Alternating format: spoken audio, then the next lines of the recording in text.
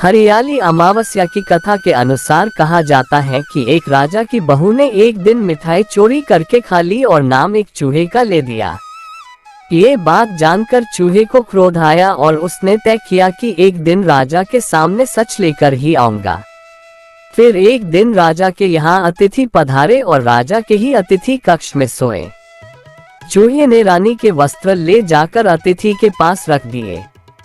प्रातःकाल उठकर सभी लोग आपस में बात करने लगे कि छोटी रानी के कपड़े अतिथि के कमरे में मिले। ये बात जब राजा को पता चली तो उस रानी को घर से निकाल दिया।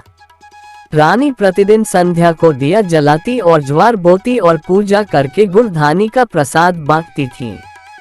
फिर एक दिन राजा शिकार करके उधर से निकले तो राजा की नजर रानी पर पड़ी।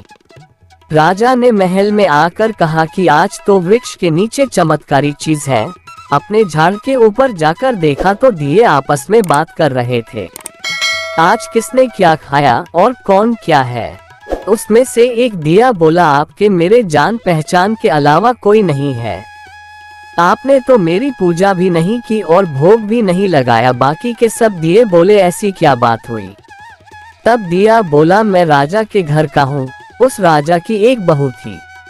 उसने एक बार मिठाई चोरी करके खा ली और चूहे का नाम ले लिया। जब चूहे को क्रोध आया तो रानी के कपड़े अतिथि के कमरे में रख दिए और राजा ने रानी को घर से निकाल दिया।